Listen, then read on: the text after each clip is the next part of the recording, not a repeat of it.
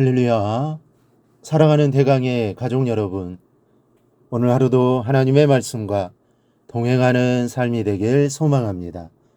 오늘 함께 나눌 하나님의 말씀은 갈라디아서 6장 11절에서 13절 말씀입니다. 내 손으로 너희에게 이렇게 큰 글자로 쓴 것을 보라. 물은 육체의 모양을 내려하는 자들이 억지로 너희에게 할례를 받게 함은 그들이 그리스도의 십자가로 말미암아 박해를 면하려 함뿐이라.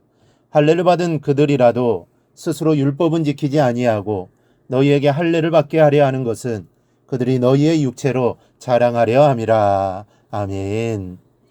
우리는 지금 이 갈라디아서의 결론부에 와 있습니다. 바울은 이 결론부에서 다시 한번 율법주의를 경계합니다. 오늘과 우리 다음 시간을 걸쳐 율법주의 신앙에 대해서 말씀을 드릴 때 크신 은혜가 우리 모두에게 있기를 바랍니다. 먼저 율법주의는 예수님의 구원의 사역에서 적이었습니다. 예수님께서 이 땅에 계실 때 용서하지 못하는 죄나 또 품지 못하시는 죄인이 없었습니다. 아무리 큰 죄를 지은 사람도 다 용서해 주셨습니다. 예수님이 현장에서 가늠하다 잡혀와 돌로 쳐 죽임을 당해도 할 말이 없는 여인에게도 나도 너를 정죄하지 아니하노니 가서 다시는 죄를 범하지 말라고 하십니다. 율법대로라면 돌에 맞아 현장에서 죽어야 하지만 주님은 그 여인을 용서해 주셨습니다. 이 땅에 오신 목적을 말씀하실 때도 나는 의인을 부르러 온 것이 아니요 죄인을 부르러 왔노라고 말씀하셨습니다. 즉 주님은 언제나 죄인에게 따뜻하셨고 또 사람들의 허물을 감싸주셨습니다. 그러나 율법주의자들에 대해서는 한치의 양보도 없이 신랄하게 비판을 하십니다. 어떻게 보면 지나치다고 생각할 만큼 혹독하게 또 정죄하고 나무라셨습니다. 오죽하면 율법주의 선봉에 서 있던 서기관과 바리새인들을 신랄하게 비판하시는 내용이 이 마태복음 23장 한 장 전체에 기록되어 있을 정도입니다. 얼마나 심하게 말씀하시는지 뱀들아 독사의 새끼들아 너희가 어떻게 지옥의 판결을 피하겠느냐며 욕하시는 것도 서슴지 않으십니다. 이 말씀을 대하면서 의문이 생기는 것은 왜 다른 죄인들은 다 품으시고 다른 죄악들은 다 용서하시면서 율법주의에는 한치의 양보도 않으시고 율법주의자인 바리새인들과 서기관들에겐 왜 그렇게 혹독하게 대하시는 것일까 하는 겁니다. 그 이유가 마태복음 23장에 기록되어 있습니다. 화 있을진저 외식하는 서기관들과 바리새인들이여 너희는 천국문을 사람들 앞에서 닫고 너희도 들어가지 않고 들어가라는 자도 들어가지 못하게 하는도다. 화 있을진저 외식하는 서기관들과 바리새인들이여 너희는 교인한 사람을 얻기 위하여 바다와 육지를 두루 다니다가 생기면 너희보다 배나 더 지옥 자식이 되게 하는도다.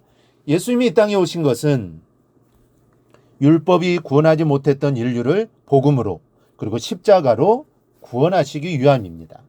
그래서 그 영광된 하늘보좌를 버리시고 천한 인간의 몸을 입으시고 성육신하여 이 땅에 강림하신 것이죠. 그런데 율법주의가 사람들 앞에서 천국문을 닫고 자기도 들어가지 않고 남도 들어가지 못하게 하는 것입니다. 교인 하나를 어렵사리 만들어 놓으면 배나 더 지옥 자식을 만들어버리고 있습니다. 여러분, 이렇게 율법주의는 복음의 역사를 정면으로 방해하고 또 복음의 사역을 원점으로 되돌려버리는 무서운 힘을 가지고 있습니다. 이 바리새인들의 미호사가 아닙니다. 서기관들을 일부러 버리시려는 것도 아닙니다. 그들이 가지고 있는 율법주의가 복음을 파괴하는 무서운 힘을 가지고 있기 때문에 주님이 이 땅에 오신 이유를 수포로 돌아가게 하고 있기 때문에 그 빌미를 주시지 않으시려 단호하게 대처하시는 겁니다. 우리의 시선도 주님과 같아야 합니다. 율법을 지키느냐 마느냐로 사람을 볼 것이 아니라 그 영혼을 구원하기 위해 주님이 이 땅에 오셨고 또 십자가에 달려 돌아가셨다는 사실을 기억하고 영혼을 대해야 합니다. 그를 구원하기 위해 최선을 다해야 합니다. 복음을 전해주어야 합니다. 그래야 주님이 이 땅에 오신 목적을 이루는 겁니다. 둘째로 율법주의는 복음의 적입니다. 바울이 갈라디아서를 통하여 처음부터 끝까지 강조하며 경계하는 것이 율법주의입니다. 갈라디아 교인들의 처음 신앙은 바울의 가르침으로 깨끗하고 순수했습니다. 십자가의 복음으로 갈라디아 교인들의 신앙은 든든하게 자리 잡고 있었습니다. 그러나 바울이 떠난 후 예루살렘에서 율법주의자들이 왔는데 바울의 가르침은 잘못된 것이라고 말하며 할례를 받아야 하나님의 백성이 될 수 있다고 가르치는 것입니다. 그러자 갈라디아 교회에 율법과 복음을 혼동하는 혼란이 일어나게 됩니다. 바울은 율법주의 폐단을 본문에서 이렇게 말합니다. 할례를 받은 그들이라도 스스로 율법은 지키지 아니하고. 율법주의자들의 늑대와 같은 실체가 드러나는 구절입니다. 율법주의자들은 율법을 목숨 걸고 주장하면서도 그것을 자신들의 유익을 위하여 유용할 뿐 율법 자체는 지키지도 않는다는 겁니다. 한마디로 율법주의의 목적은 복음을 가로막는 데 있는 겁니다. 이 복음의 율법주의는 극악과 같습니다. 여러분 잘 들으십시오. 율법이 아니라 율법주의입니다. 여러분, 율법은 나쁜 것이 절대로 아닙니다. 율법주의가 잘못된 것이죠. 복을 구하는 것은 좋은 것입니다. 그런데 기복주의가 될 때 문제가 나타나게 되는 겁니다. 율법은 우리를 복음으로 이끌어주는 몽학선생 노릇을 하지만 율법의 알맹이는 빼놓고 껍질만 붙들고 있는 율법주의는 몽학선생이 아닙니다. 복음의 적이요, 생명을 죽이는 독사의 독을 품고 있습니다. 독사는 얼려서 되지 않습니다. 독사는 머리를 밟아 죽여야 내가 사는 것입니다. 우리의 신앙 형편을 다시 한번 살펴보는 오늘 하루가 되기를 바랍니다. 혹 우리에게도 율법주의가 들어와 있지는 않습니까? 율법주의는 우리 안에 복음을 무력하게 만들어버리고 신앙의 빈 껍질만을 남겨놓고 맙니다. 아주 무서운 질병입니다. 바울은 본문에서 율법주의의 특징을 세 가지로 나누어 역설합니다. 그것은 외식주의요, 인본주의적 강권이며 타협신앙입니다.